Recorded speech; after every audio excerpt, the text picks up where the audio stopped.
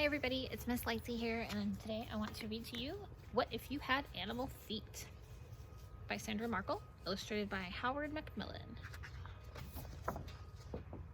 What if you had animal feet? What if one day when you woke up and climbed out of bed, the feet you planted on the floor weren't yours? What if overnight a wild animal's feet took their place at the end of your legs? If you had eastern gray kangaroo hind feet, you'd be able to jump up as high as 6 feet, so you could reach high shelves with ease. So that eastern gray kangaroo doesn't need to reach the high shelves in the grocery store. What does he need his hind feet for? An eastern gray kangaroo's hind feet are super big. Just the sole of an adult's foot, the bottom, can be 18 inches long. Big feet help a kangaroo jump about 30 feet in a single hop. Each huge jump means a kangaroo can cover a lot of ground fast.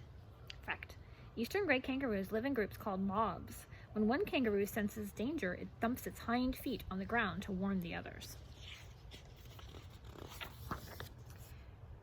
Housefly. If you had housefly feet, you'd be a basketball superstar. You could run up the wall and across the ceiling to drop the ball through the hoop. You'd never miss a shot.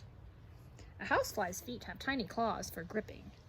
Plus, they have foot pads covered with hair-like parts that give off a gluey substance, so a fly sticks where it lands, even upside down on the ceiling. Like this kid.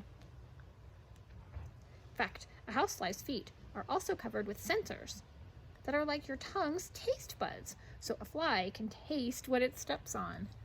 Imagine if you could taste with your feet. Green basilisk lizard. If you had green basilisk lizard feet, you wouldn't need a bridge to cross a stream. And you'd be on the other side in no time. See, these kids are all trying to cross the stream holding onto a rope, and he's just flying across. A green basilisk lizard's back feet have long toes fringed with skin. This fringe spreads out when it slaps its foot down. When it slaps its foot on water, air becomes trapped under each toe. And when it runs fast, this keeps the lizard on the surface for at least 15 feet. In fact, when it sinks underwater, a green basilisk lizard's fringed toes become great swim fins. They start acting like flippers. Cheetah. If you had cheetah feet, you'd be on time for school every day because you'd always catch the bus. So a cheetah doesn't have to catch the bus. Why does a cheetah need to run fast? A cheetah's foot is made up of soft pads, a center one, and toe pads, plus nails. Shaped like that, it has a new name. Instead of a foot, it's called a paw.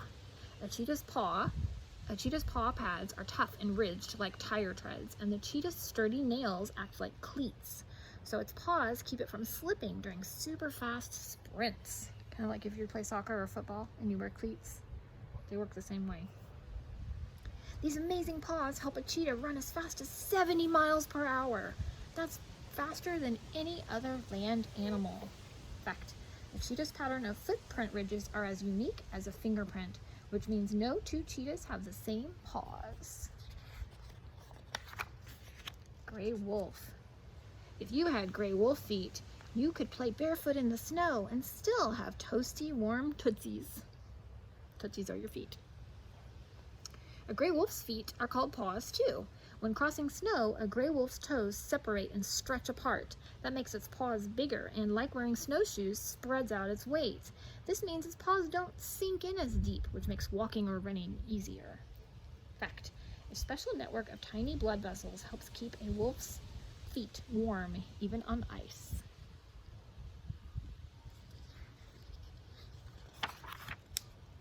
Duck-billed platypus. If you had duck-billed platypus feet, you'd be a fast-swimming superhero with a built-in weapon. What do you think the weapon is? She's got those duck-billed platypus feet. I wonder if the weapon is here. A duck-billed platypus has skin connecting its spread-apart toes. This type of foot is called a webbed foot. Think of another animal that has webbed feet. I'm thinking of a duck. Ducks have webbed feet. The platypus's front feet even have skin that sticks out beyond its toes, making them the perfect swimming flippers. But the minute it starts to walk, dig, or scratch, the skin pulls back so the platypus can use its sturdy, sharp nails. It's going to poke its nails out. Fact: a male duckbill platypus's back feet each have a spur-like nail to inject venom, a poisonous fluid. This isn't deadly to humans, but can be very painful. Barn owl. If you had barn owl feet, you'd never have to bend over to pick things up. Look at that girl. She is juggling with her hands and with her feet, her barn owl feet. She's painting a picture. A barn owl's feet have 4 toes tipped with talons, which are long, curved, sharp nails. Usually 3 of its toes aim forward and 1 backward, but it can swing a second toe on each foot to the back. This helps keep an extra tight grip on wiggly prey, such as rats or mice. Fact: a barn owl's middle front toenail on each foot has a tooth-like edge. It uses this to comb the feathers on its disc-shaped face. It combs its face with its foot. Flat feathers funnel sound into its ears so it can listen as well as watch when hunting for a meal. Aardvark. Is that the one on the cover? Aardvark. If you had aardvark feet, you could dig super fast, which means you'd be the first to find buried treasure. Do you think aardvarks look for buried treasure? What they look for. Each of the toes on an aardvark's feet ends in a sharp, sturdy toenail. The front ones are shovel-shaped. These are great for digging a burrow for their home or finding ants and termites, its favorite foods. So it digs for its food. If attacked by a predator like a lion or leopard, an aardvark digs a burrow to escape. If caught, it flips onto its back and lashes out with its nails. So if something's trying to eat it, if a predator's trying to get it, the first thing he's going to do is he's going to hide. And then he'll fight back. With giant African millipede feet, you wouldn't need anyone else to have a parade. You would be a marching band of 1. He's holding all the drums and all the instruments. A giant African millipede's body is made up of segments. A baby starts out with just 4 or 5 segments, these little tiny parts. But as it grows, it adds on more. Each segment has about 4 feet. An adult may be 40 segments long with lots of feet, and it needs every single one. It can travel by tunneling through the ground, so while some feet are busy walking, others move dirt out of the way. Fact: a giant African millipede has an exoskeleton, meaning the hard parts of its body are on the outside. So to defend itself, it curls up with its delicate legs and feet inside and its armor outside. Mountain goat. If you had mountain goat feet, your feet would be all you need to rescue a kitten. So with his mountain goat feet, he was easily able to climb up on top of the roof to get that kitten up there. A mountain goat's foot is encased in a hard, nail-like covering. Shaped that way, it has a special name. Instead of a foot, it's called a hoof. A mountain goat's hoof is split in 2 halves, and each can move separately. That lets it get a good grip in rocky, high places. Each half of a mountain goat's hoof has a sharp edge plus a rubbery pad. Together, these add extra grip to keep it from slipping. White rhinoceros. If you had white rhinoceros feet, your family wouldn't need a car because you could carry everyone all at once. Do you think the white rhinoceros carries other rhinoceroses around? I don't think so. Each white rhinoceros foot is an elastic pad plus 3 stiff toes tipped with hoof-like nails. With each step, its foot pad presses down, spreading the toes wide apart. This lets the rhino's feet support its heavy body, and it needs the support. Adult rhinos can weigh as much as 7,000 pounds.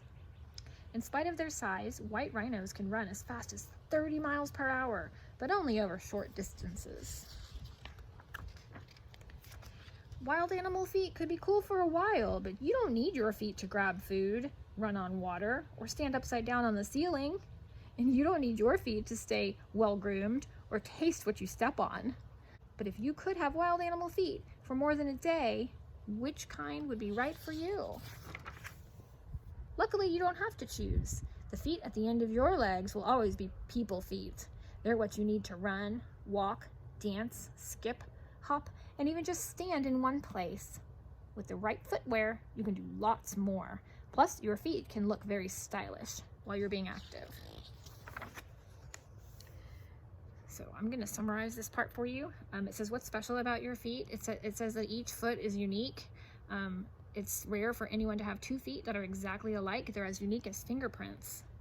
And then it talks about how you have 26 bones and 33 joints. The joints are places where the bones meet, so the body can bend easily, and lots of muscles to pull on those bones. And over here it says how to take care of your feet. It says wear the right shoes that fit properly, and then exercise your foot muscles. Wash and dry your feet daily. So don't forget to wash your feet, and wear socks with your shoes. Whenever possible, wear socks with your shoes. The end. Hope you liked What If You Had Animal Feet by Sandra Markle.